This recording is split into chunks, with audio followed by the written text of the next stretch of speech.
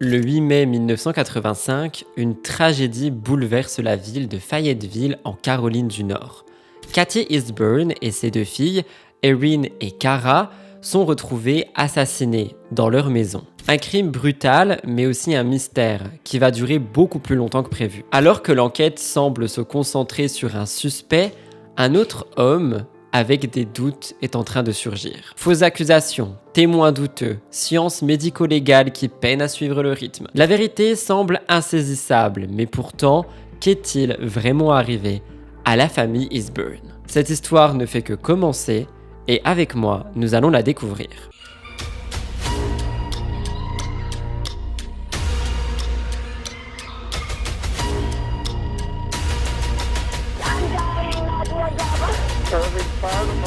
Name still there? Name still there?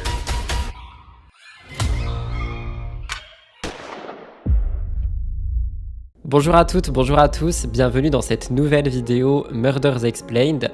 Aujourd'hui, je vous parle de la tragédie qui s'est déroulée pour la famille Eastburn, une vidéo et une affaire qui vont être assez compliquées à écouter, donc je vous invite vraiment à être attentif à cette histoire et à bien l'écouter jusqu'à la fin. Avant d'entrer dans la vidéo, comme d'habitude, si jamais vous souhaitez nous soutenir, n'oubliez pas de liker et commenter, ce qui aide grandement, et de vous abonner à la chaîne si c'est toujours pas fait. On arrive d'ailleurs très vite aux 60 000 abonnés, donc n'hésitez pas. Tout ceci étant dit, je vous retrouve dans un instant pour vous présenter cette affaire. Asseyez-vous confortablement et je vous laisse là.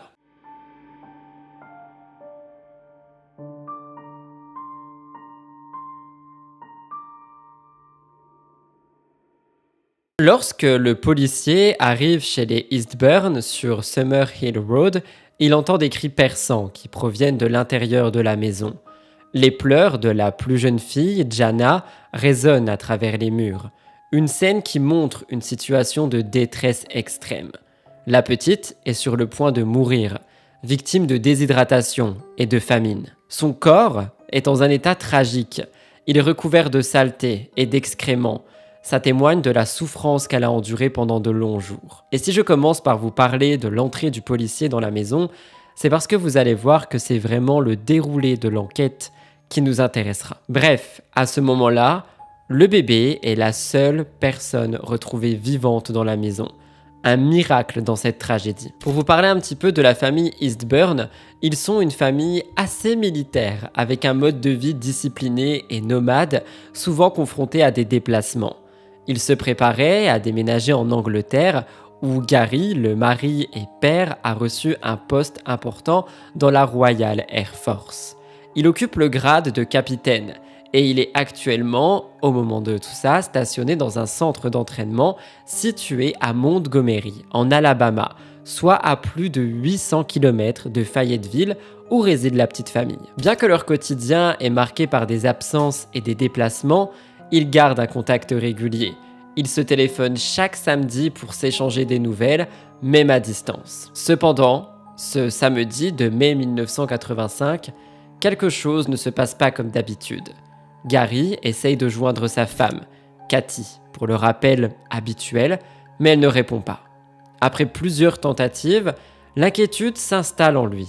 Il attend et n'a toujours pas de nouvelles. De son côté, un voisin des Eastburn, qui s'appelle Bob, commence à s'inquiéter lui aussi. Il remarque que les journaux s'accumulent devant la porte d'entrée, ce qui n'est pas habituel pour cette famille. Bob suppose donc que Kathy et ses trois filles, Cara âgée de 5 ans, Erin qui a 3 ans et le bébé qui était resté en vie à peine âgé de 2 ans, sont partis en voyage puisque le voisin aperçoit la voiture dans l'allée. Pourtant, quelque chose dans cette scène le perturbe. Il se lève donc et il va sonner à la porte pour s'assurer que tout va bien. Et évidemment, personne ne répond. Cependant, il distingue nettement les pleurs d'un bébé, Jana, qui proviennent de l'intérieur de la maison. Et ça lui transperce le corps. Il est vraiment inquiet. Bob se sent dans l'obligation de devoir agir rapidement. Il demande à sa femme de contacter le bureau du shérif et de signaler la situation. La communication est donc établie et il attend l'arrivée des autorités. C'est là donc que les autorités frappent à la porte, défoncent la porte et se rendent compte de ce qu'il se passe à l'intérieur. Jana est passée par la fenêtre à Bob Et c'est quelque chose qui est absolument horrible. Ce bébé est resté là dans cette maison, avec toute l'horreur qu'il y a eu. Le policier, lui, il poursuit son enquête dans la maison. Il est déterminé à découvrir ce qui s'est réellement passé. Il rentre à l'intérieur et évidemment, il se rend compte qu'il y a une odeur très forte, nauséabonde. Une odeur qui conduit à la découverte macabre. Il trouve 3 corps, Kathy, Erin et Kara, sans vie, étendus dans différentes parties de la maison. Le policier réalise que ces vies ont été brutalement fauchées. Je vous lis un petit peu ce que j'ai trouvé. Kara, âgée de 5 ans, a été poignardée à plusieurs reprises dans la poitrine.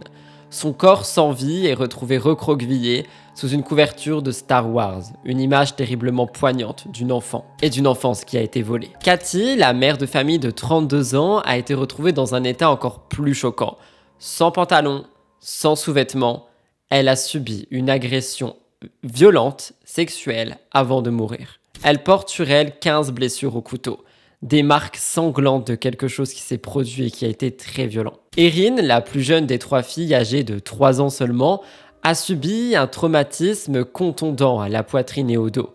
Toutes les 3 ont été tuées de manière brutale, leurs gorges ont été tranchées et on voit aussi que leurs souffrances ont été insoutenables. Tout ça ressemble à une exécution froide et calculée. Quelques jours plus tard, un psychologue spécialisé dans le travail avec les enfants interroge Jana, la seule survivante, pour tenter de comprendre. Et le récit de la petite fille est effrayant, mais il prend forme.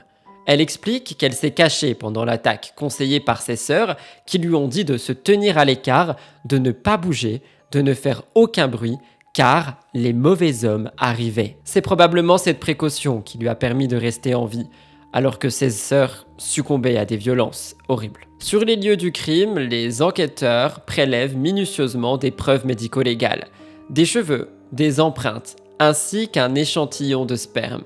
Tout ça est collecté pour aider à l'identification des auteurs du crime. Un test de luminol, donc vous savez ce qui est utilisé pour détecter des traces et des fluides, montre des traces de sang. Et on en retrouve une grande quantité qui a été nettoyée très récemment, suggérant que l'assassin ou les assassins ont pris soin de dissimuler une partie de la scène du crime dans une tentative vaine d'effacer les indices qui pourraient les trahir.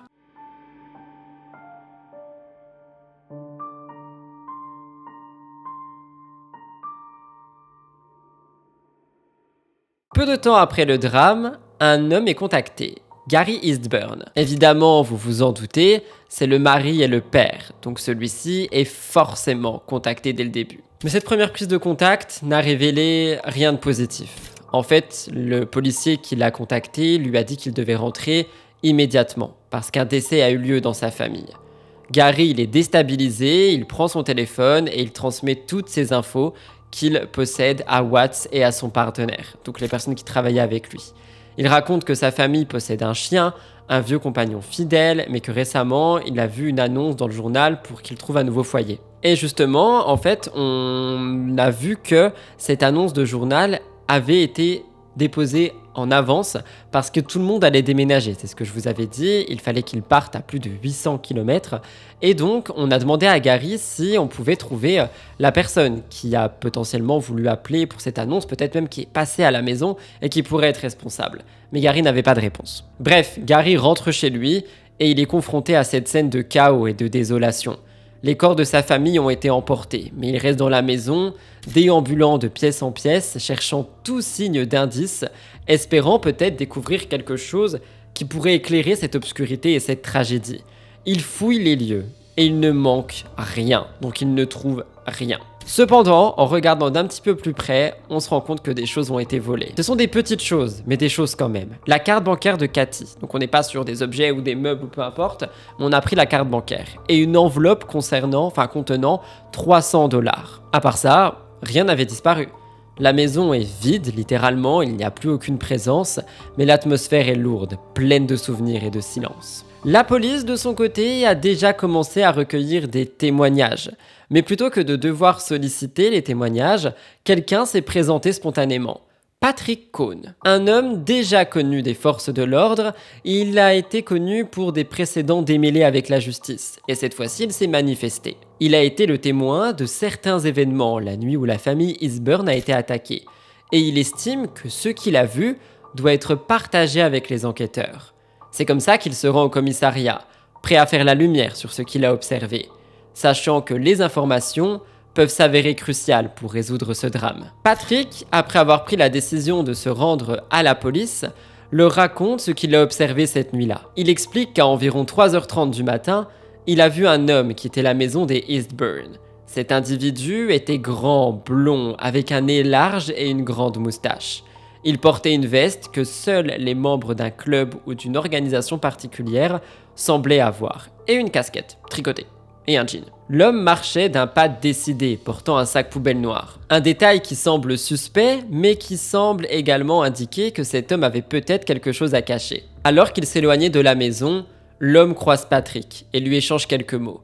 Il lui a expliqué qu'il partait plus tôt ce matin-là, tout en se dirigeant vers une voiture blanche. La rencontre entre Patrick et cet homme était brève, mais elle est cruciale pour l'enquête. Parce que Patrick, pour lui, cet homme, il est louche. Et il veut fournir un témoignage détaillé. Il accepte de travailler avec un dessinateur du FBI, de la Caroline du Nord, pour essayer tout simplement de refaire un portrait robot. Ils parviennent donc à créer le croquis d'un homme qu'il a vu cette nuit-là, dans l'espoir que cette image puisse aider à l'identification d'un agresseur. Cependant, les informations de Patrick ne sont qu'un aspect de ce tableau complexe. En effet, une autre personne, la babysitter des Eastburn, cette jeune femme qui était présente chez eux, entre en contact avec la police. Elle révèle que Cathy pensait avoir un harceleur. En effet, la famille Eastburn avait reçu des appels menaçants pendant plusieurs mois avant les meurtres. L'appelant avait un ton étrange et perturbant, et il faisait parfois des commentaires de nature sexuelle à l'encontre de Cathy.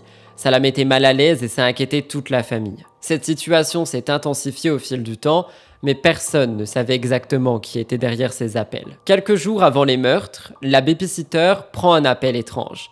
La voix au bout du fil se présente comme une femme qui s'appelle Angela. Elle s'intéressait au chien de la famille, ce vieux compagnon que Cathy avait cherché à faire adopter avant leur départ. La babysitter, pendant l'appel, note les coordonnées d'Angela pour que Cathy puisse la rappeler. Toutefois, lorsque les enquêteurs fouillent la maison, la note concernant les informations a disparu. Et ça s'ajoute à l'énigme. Est-ce que cette Angela était de mèche ? 6 jours plus tard, alors que le drame commence à faire parler, Angela Ennis et son mari Tim regardent les actualités à la télé. En découvrant les détails de ce meurtre et de cette affaire de meurtre au pluriel, ils se rendent soudainement compte d'un élément frappant. Le chien qu'ils ont récupéré, un vieux Red Setter, provenait de la maison des Eastburn, la maison où les meurtres ont eu lieu quelques jours plus tôt. Et un autre détail attire leur attention. La voiture que ce couple a aperçue, Angela et Tim, est pile dans leur allée. Comme si la personne responsable de tout ça était quelqu'un qu'ils connaissaient déjà.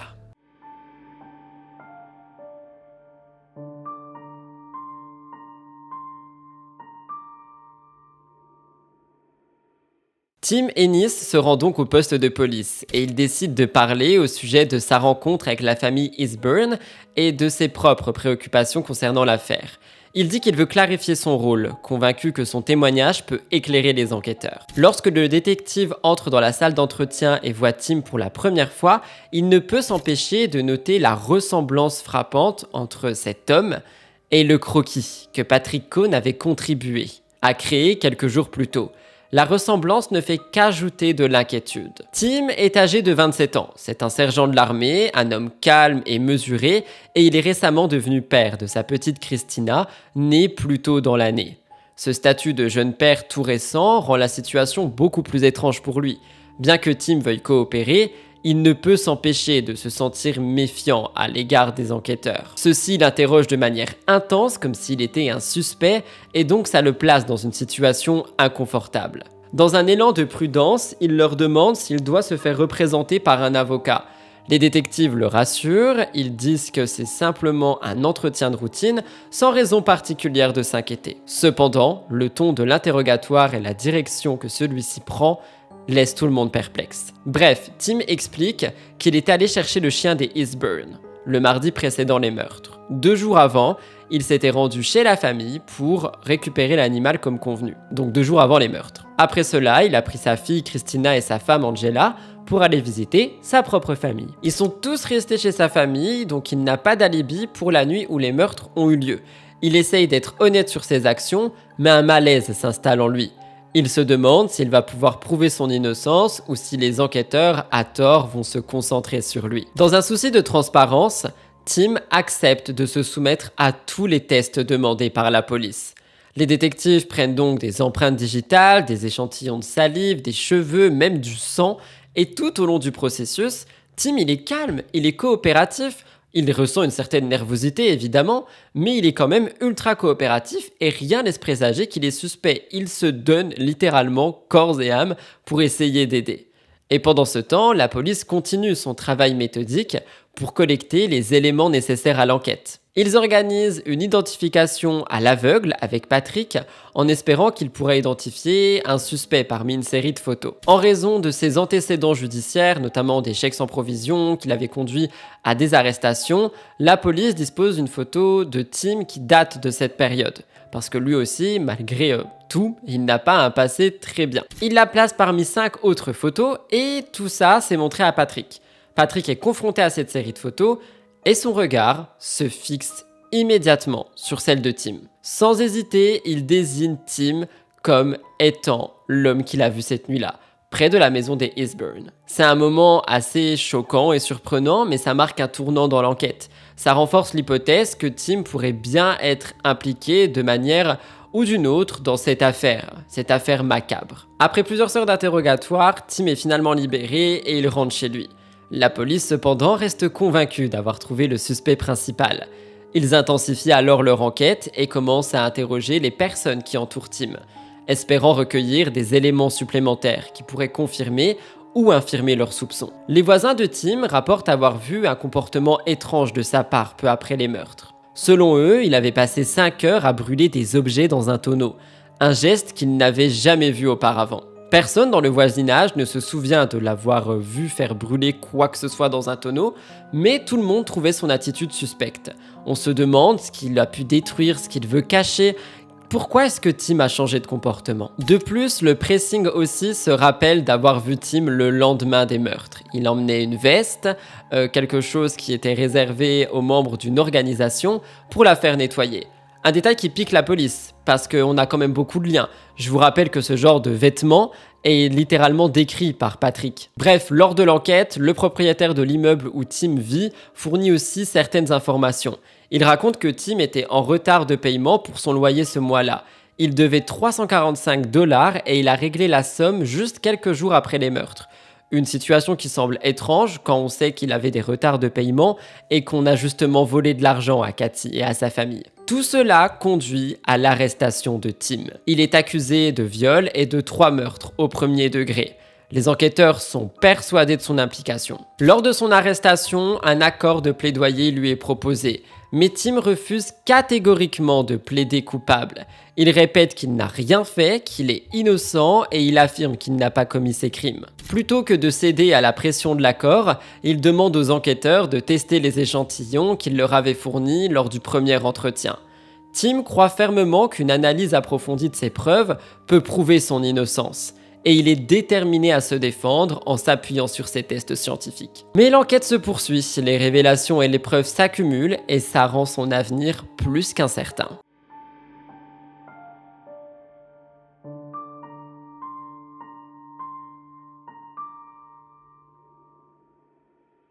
Les tests de criminalistique effectués sur les éléments de preuve tels que les groupes sanguins, les empreintes, les cheveux, tout ça a été réalisé. Mais on doit se rappeler qu'on est dans les années 80. À cette époque, les techniques n'étaient pas aussi avancées qu'aujourd'hui. Et donc, le test de groupe sanguin, par exemple, il s'est révélé non concluant en raison de la quantité massive de sang présent sur les lieux du crime. Les empreintes digitales et les échantillons de cheveux n'ont pas permis de faire correspondre Tim à la scène du crime, car elle ne correspondait pas à celle qui avait été retrouvée. Ou bien elle n'était tout simplement pas suffisante. Mais malgré ces résultats peu concluants, d'autres éléments de preuve ont commencé à s'accumuler. Et puis un autre témoin a fait son apparition, apportant un nouvel indice qui allait peser lourd dans l'enquête. La carte bancaire de Kathy Eastburn, qui a été volée pendant le massacre, a été utilisée pour retirer de l'argent après sa mort. Une femme qui se trouvait à un distributeur automatique de billets quelques jours après les meurtres a vu une personne qui a utilisé la carte de Kathy. Cette femme a affirmé que l'homme qui a utilisé la carte était blond, grand et portait un pantalon de camouflage. Une description qui correspond comme 2 gouttes d'eau à Tim. Bien que cet élément ne soit pas une preuve directe de sa culpabilité, ça constitue un indice supplémentaire sur tout ce qui se passe autour de lui. Malgré le manque de preuves physiques liant Tim à la scène du crime, l'accusation décide de poursuivre le procès. Les enquêteurs sont déterminés à faire avancer l'enquête et ils espèrent que les éléments accumulés, bien que non définis, suffiront à convaincre un jury. D'ailleurs, les procès commencent presque 1 an après les meurtres. L'accusation présente une reconstitution de la scène de crime et des photographies d'autopsie pendant 90 minutes dans laquelle le procureur tente de démontrer que Tim est coupable. Cependant, l'absence de preuves physiques solides pesant contre lui, c'est le point central du débat. Les tactiques de l'accusation sont remises en question. Certains affirment qu'elles sont discutables, voire manipulatrices, pour tenter de convaincre le jury. Tim, quant à lui, reste ferme dans sa vision des faits. Il n'a pas commis ces meurtres. Mais malgré le manque de preuves, les enquêteurs et les procureurs s'acharnent à faire avancer leur théorie, espérant que la pression et les indices suffisent pour obtenir condamnation. Le procès semble se dérouler dans une atmosphère de doute et de suspicion.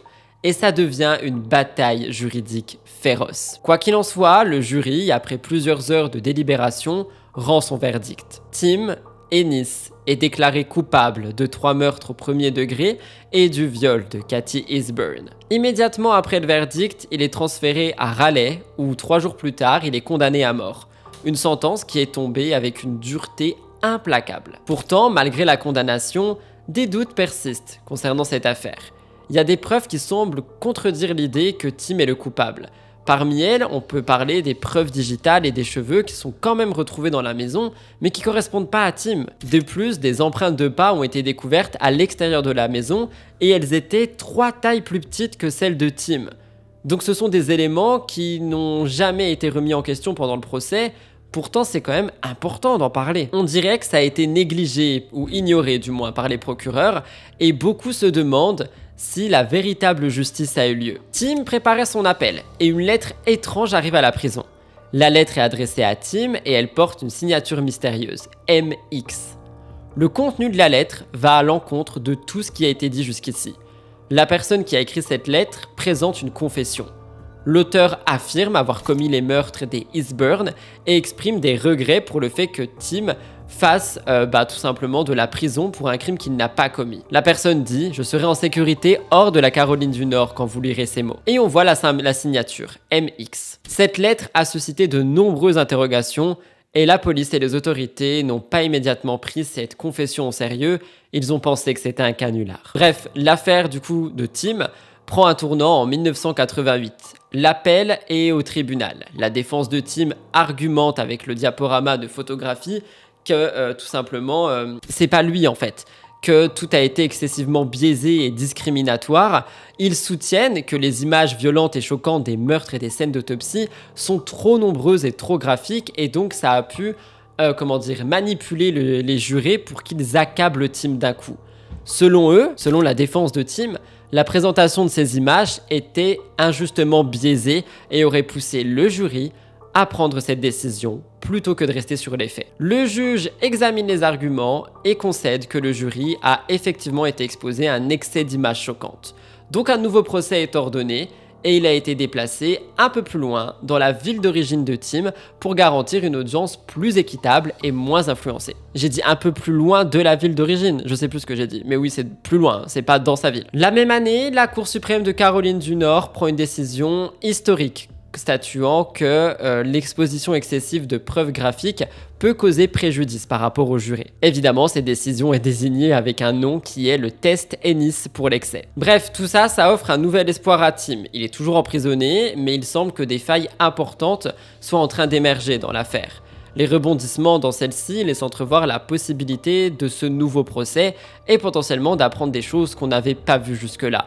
Peut-être des choses qui étaient plongées dans l'obscurité la plus totale.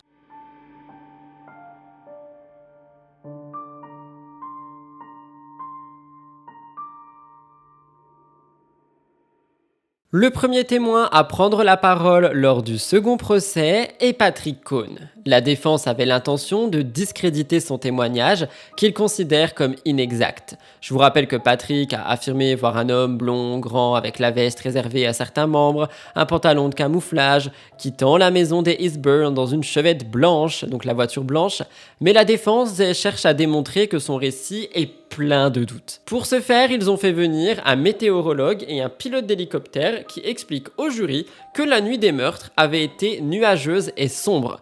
Donc c'est difficile pour Patrick d'identifier aussi clairement un homme. Cette déclaration s'ajoute à d'autres éléments qui ébranlent la crédibilité de son témoignage. La défense souligne que Patrick a déjà eu des antécédents judiciaires et qu'il avait déjà fait des déclarations qui étaient fausses. Il a d'ailleurs dit qu'il était trop précieux pour être enfermé parce que c'était le témoin dans le procès de Tim Ennis. Donc ce genre de comportement, ça soulève des questions sur la fiabilité de son récit et au final, le jury ne croit plus son témoignage. La défense fait également revenir la femme qui a vu que la carte de Katie Eastbourne a été utilisée. Cependant, au moment où elle a vu Tim à la télé dans les journaux, elle aurait pu facilement reconnaître son visage. Et donc ça pose un problème quant à l'objectivité de son identification. Pourquoi est-ce qu'elle l'a pas fait? La défense d'ailleurs, pour asseoir leurs propos, ils ont demandé au jury de faire 3 minutes de silence et demi, une durée symbolique qui met en évidence le laps de temps entre la transaction effectuée par l'homme au guichet automatique et le procès, pour voir en fait à quel point on aurait pu se rendre compte de la personne qui était en train d'utiliser la carte.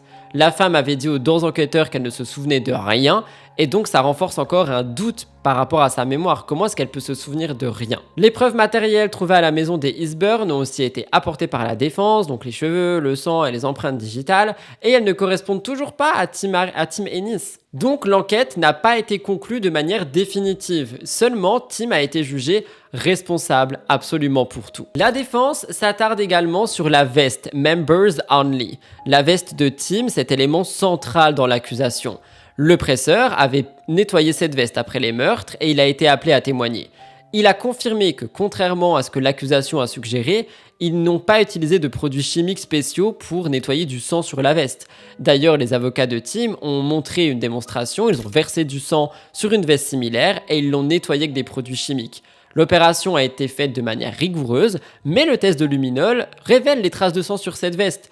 Et surtout, on voit aussi les traces de produits chimiques.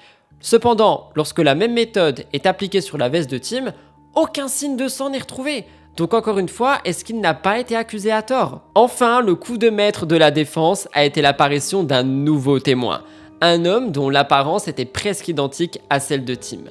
John Rappo, qui vivait à quelques rues de la maison des Eastbourne et qui affirme qu'il avait l'habitude de se promener la nuit lorsqu'il avait du mal à dormir. Il disait avoir fait une de ses promenades le soir du meurtre, portant une veste Members Only et un chapeau tricoté.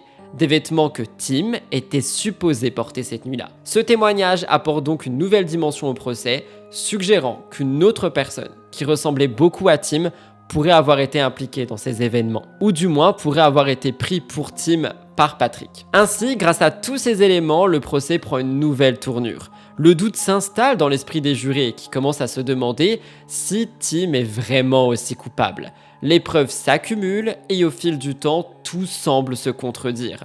La version où Tim est le coupable n'est plus plausible.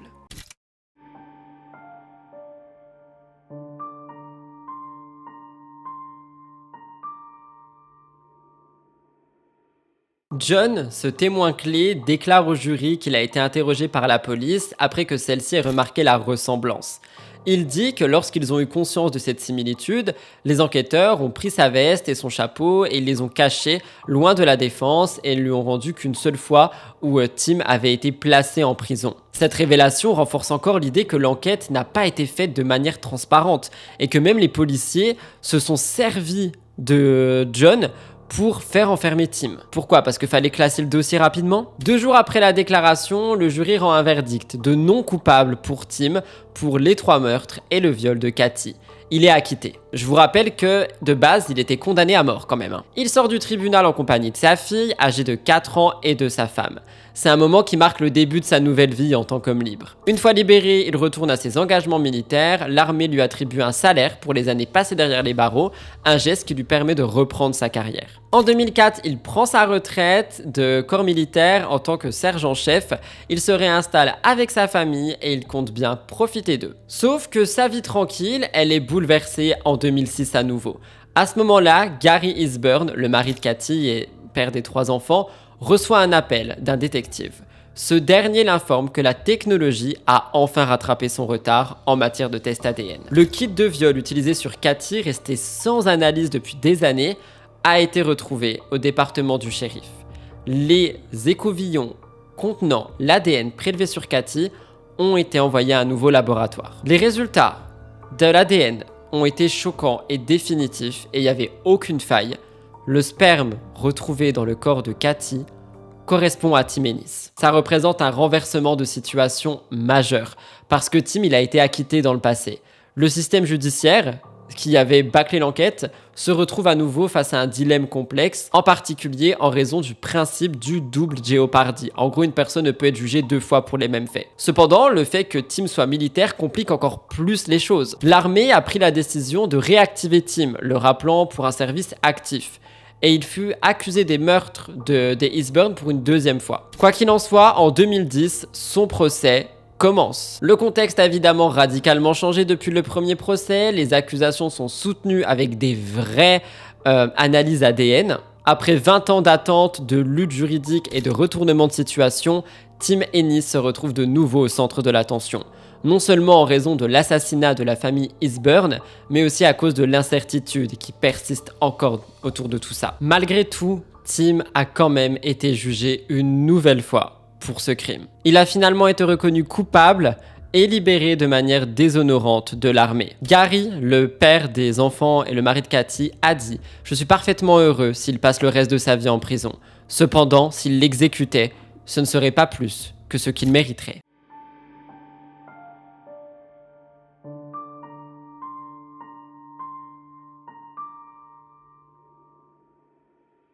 Malgré l'acquittement de Tim en 1989, ce test révolutionnaire a relancé le dossier et a mis en lumière des nouveaux éléments qui ont remis en doute toute son innocence. Cet homme a été jugé plus de fois qu'il ne faut compter pour la même affaire, quelque chose qui n'était jamais arrivé avant. Évidemment, nous espérons que Gary et que Jana arriveront à retrouver la paix, même si cette affaire reste une des plus horribles. Mon avis, c'est vraiment que je pense Tim a fait ce massacre, premièrement parce que peut-être il voulait Cathy, je ne sais pas pour quelle raison, et secondement pour l'argent. Je vous rappelle qu'il a volé les 300 €, qu'il a été retiré, etc. etc.